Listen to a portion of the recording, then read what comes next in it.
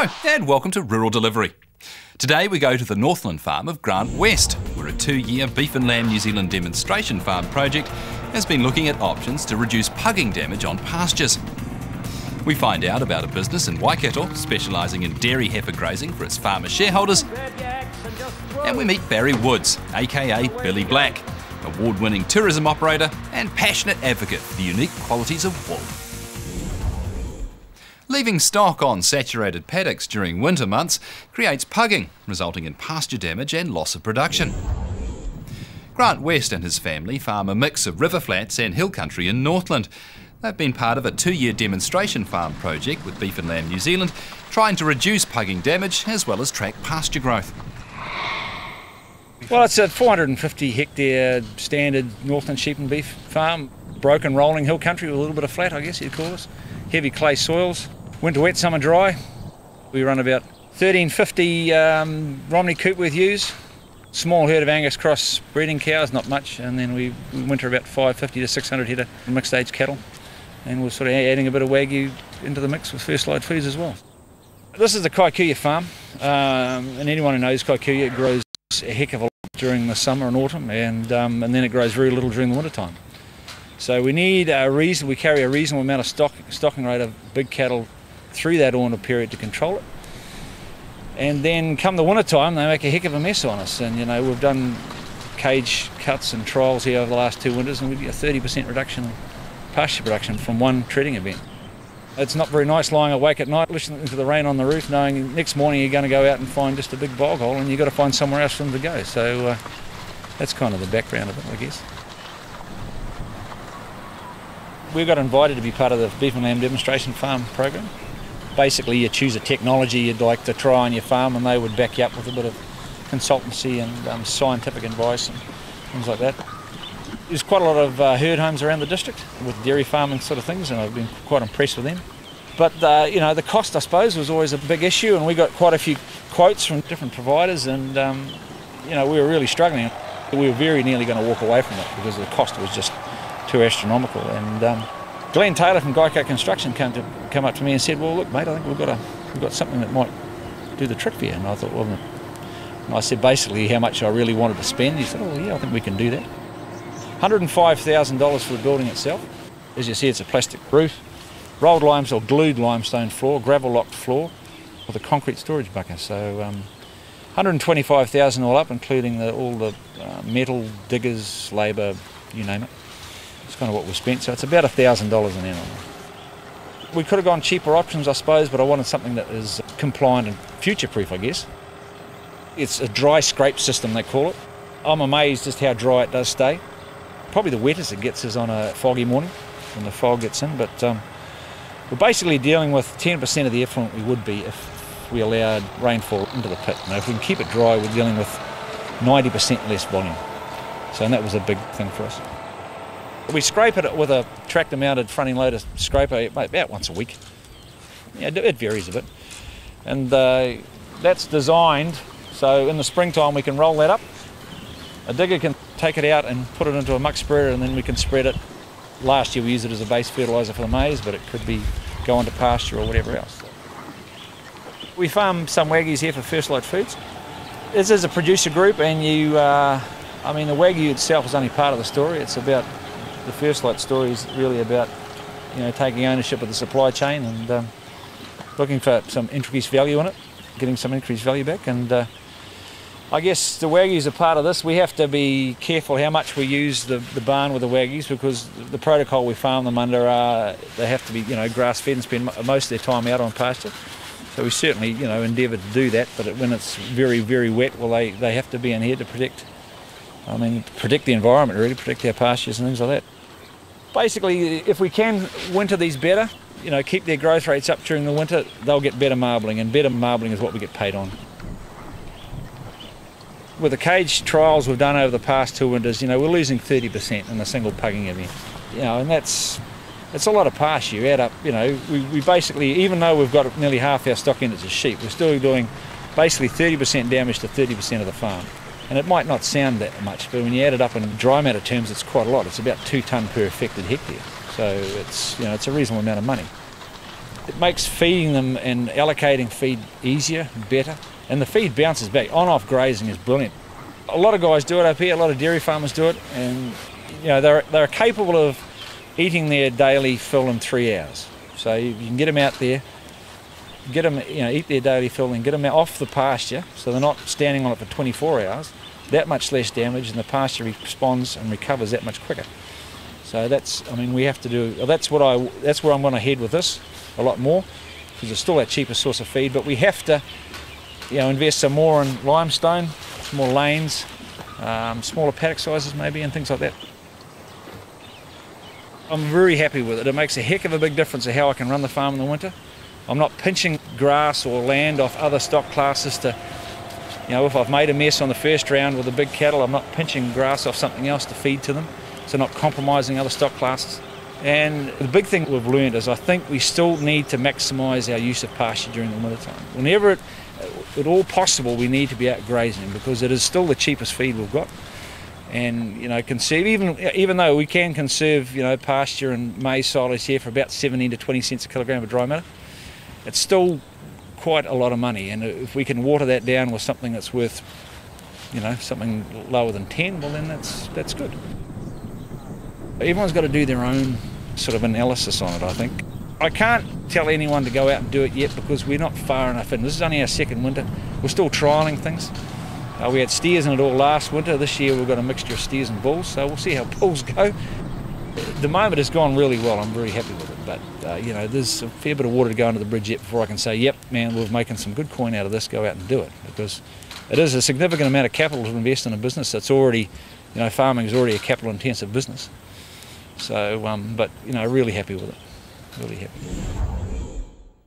Weather events like the one that hit Northland in July this year put extra stress on farm infrastructure and are more difficult to plan for. Grant told us they suffered some damage to the barn, which was to be expected given they were subjected to winds of more than 160 kilometres per hour. He's still committed to the barn, perhaps even more so, as these weather events appear to be happening more frequently. When we return, we learn about a company set up to provide security of grazing for dairy heifers.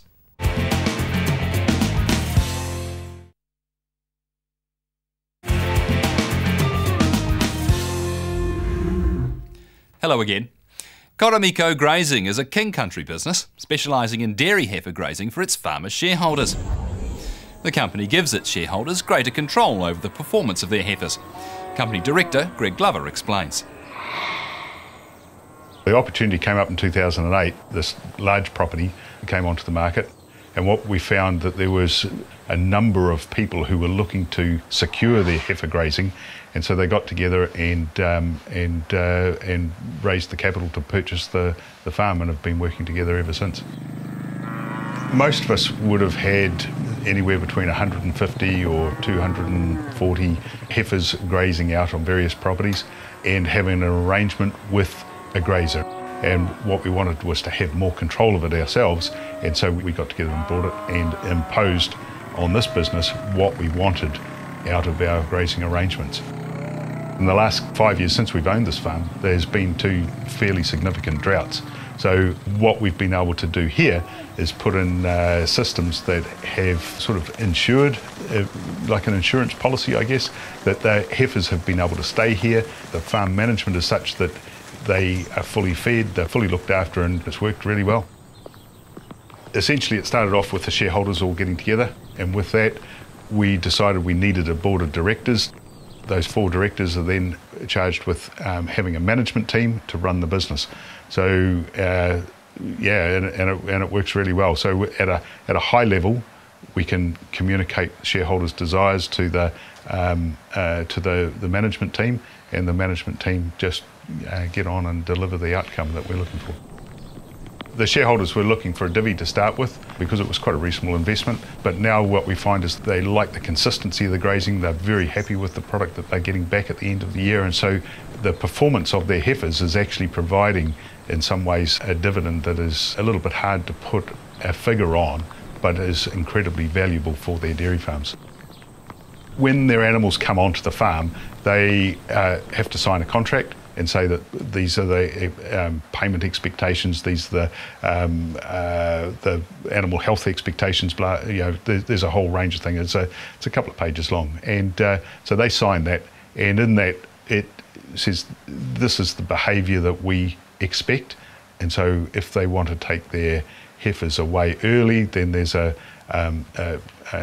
sort of a tiered payment system going in, because what we set the business up to run for the whole 12 months, and if somebody wants to take them early, well, it has an impact on the rest of the shareholders. So what we do is we try and make it fair for the business, and that in turn makes it fair for the shareholders, and everybody is treated evenly in the end of the day. Calves on a 90-day round now, so we've got grown some good cover by starting it early. And so you're happy with the stocking rate, the way things have panned out? Yeah, I think we got pretty well right. We've certainly. Dean Boris is Koromiko Grazing's operational manager, who's been with the company since it began 5 years ago. December, a bulk of the calves come in 100 kilos, straight from the dairy farmers, and we give them a quarantine drench them straight on the property, and then they get grazed right through till October. We put the bulls, we supply the bulls and put the bulls to them, and then January obviously the bulls come out, and then they go home May, June, depending on what shareholder needs are. Half of them roughly go 1st of May and half go 1st of June, and we put winter crop in for those ones going home 1st of June. We've got a contract, and our aim is minder weights now. We used to have sort of lighter weights, but now it's minder weights, so on the animal's individual performance. That's what we strive to get to or beat. In the last couple of years with the droughts, we've put more feed in. We've kept the grazing rate the same, so it's on us more than the grazer. And so the last 2 years we've used a bit of palm kernel and more silage to get them through. In the contract, it's we work on, I think it's 5% empty rate, so we've bet that. We've never been over that in the 6 years we've been going.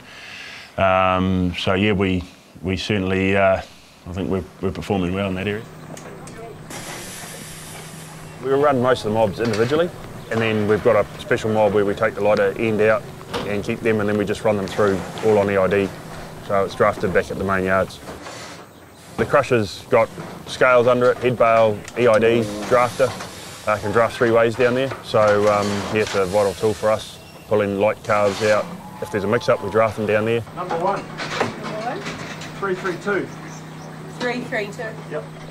One man can draft 3 ways, whereas if we didn't have that crush, there'd be 3 or 4 guys in the yards drafting different ways, and the mix-ups would be huge with shareholders from Hawke's Bay down to Taranaki. We certainly don't want a Hawke's Bay farmer.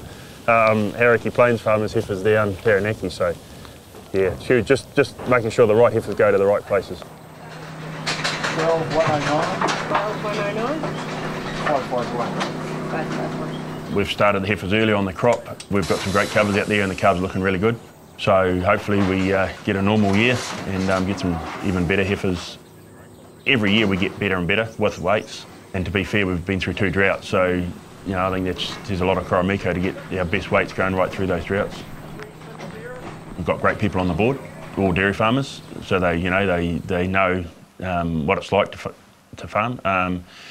So yeah, no, we've got a great relationship, and no, I think, to be honest, for me, it couldn't be better. They're giving me full support, and they've got the respect from my end. After the break, we meet award-winning tourism operator and former shearer Barry Woods, who, as his alter ego Billy Black, is on a mission to educate the world about the unique qualities of wool.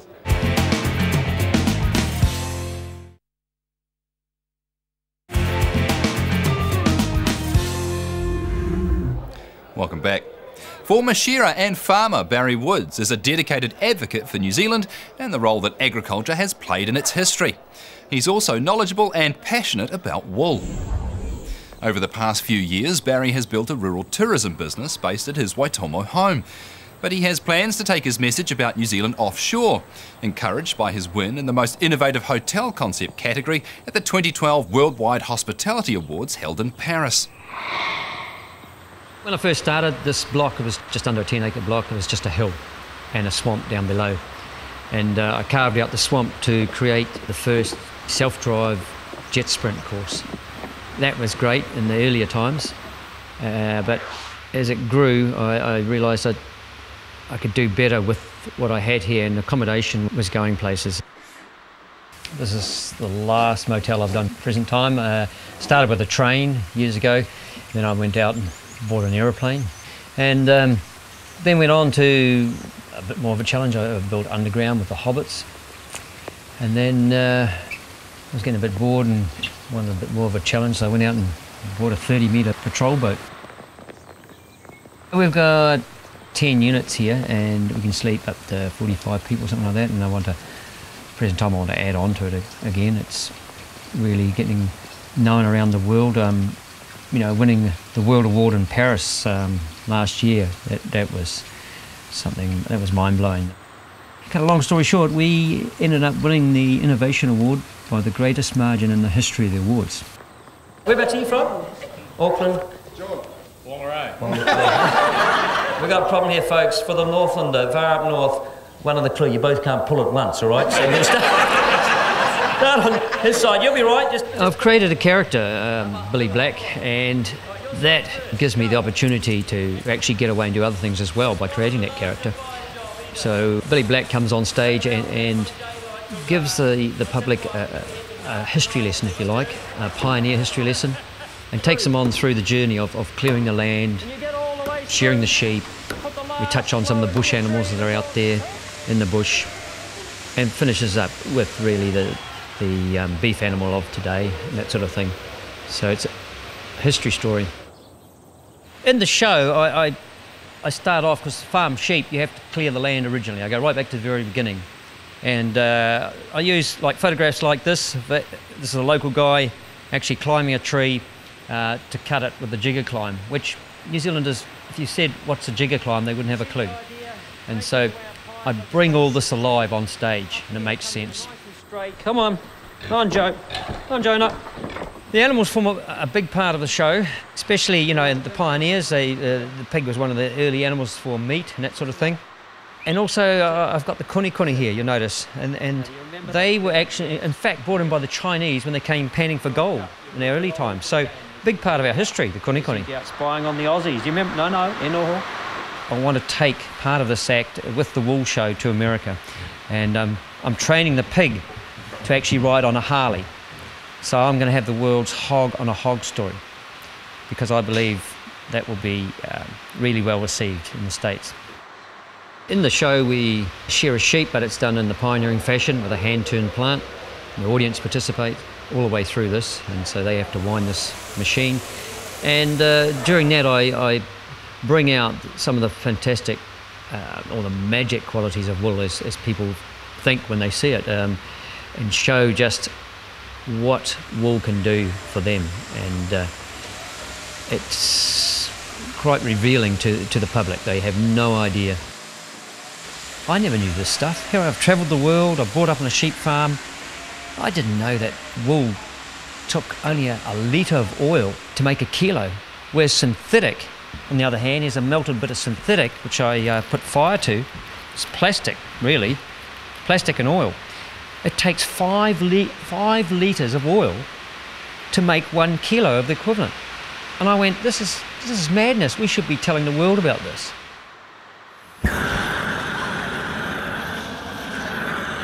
So that's about 450 degrees of heat, and that's about as close as you want to get to it. Now, when you get a bit of synthetic, this is synthetic pants they were, but it just shows you just what they end up like. It's just absolutely bursts into flame, and then it just melts. See it dripping? Just oil, chemicals.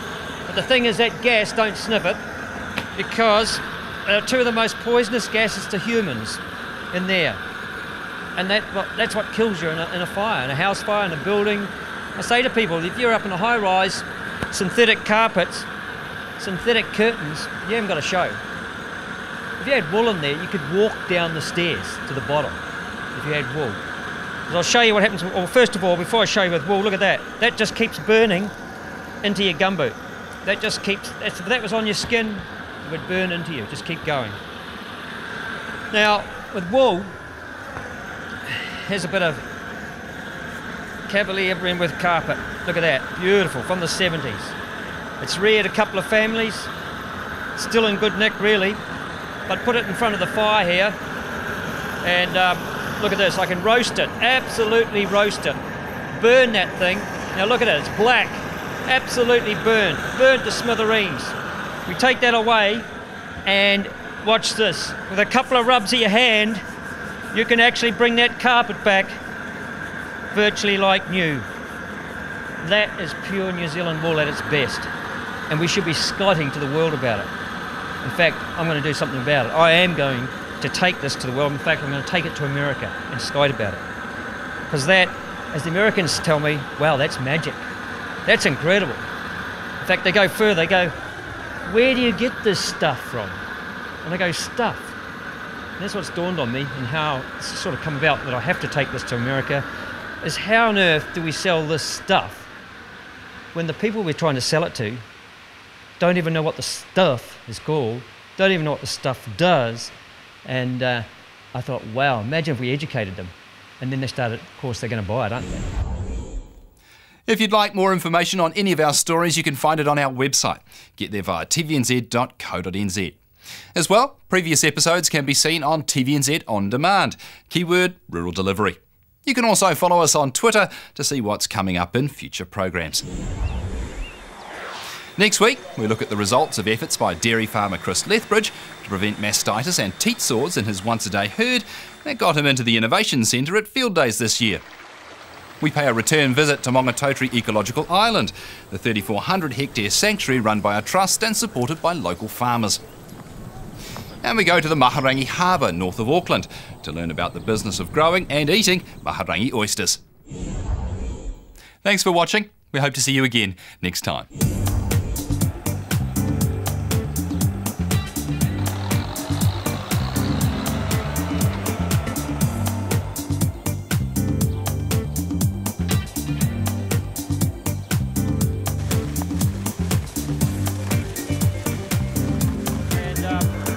I can roast it, absolutely roast it.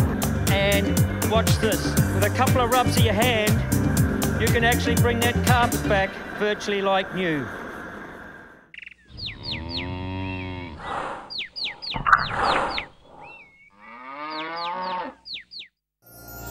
This program was made with funding from New Zealand On Air.